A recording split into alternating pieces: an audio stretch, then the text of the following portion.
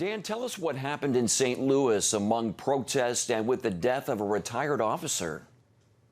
Yeah, it's tragic. His name was David Dorn, and he's a retired police captain. And at 77 years old, he said he had police work. His family said he had police work in his blood, and so he couldn't stay retired, and he was doing security work.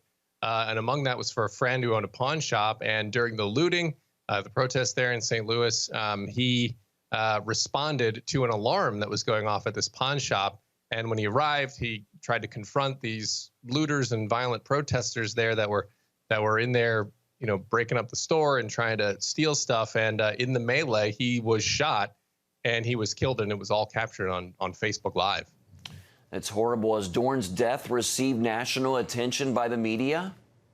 Yeah, this one has really struck a chord, of course, for a lot of reasons. One, because he was an officer who was a public servant for his whole life, and by all accounts was a great man.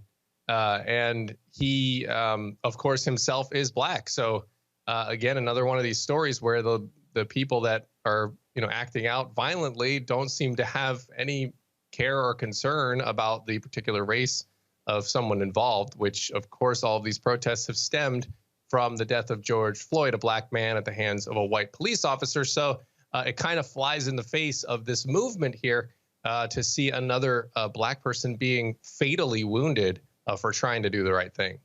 Police across the nation, despite attacks on them, like in this case, they do continue to stand against the brutality, right? Yeah, that's one positive in this. We're seeing a lot of positive videos of police officers interacting with protesters, the peaceful ones who are out there doing the right thing and just letting their issue be heard.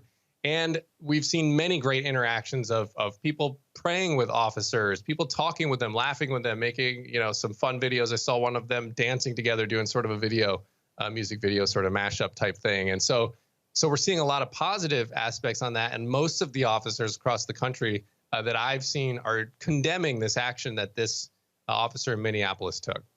And we've been reporting on Antifa groups traveling to cities to join the protests and commit the violent acts. And they say the violence is necessary to draw attention, and peaceful protests aren't enough. Would you say that they're harming the Black Lives Matter message?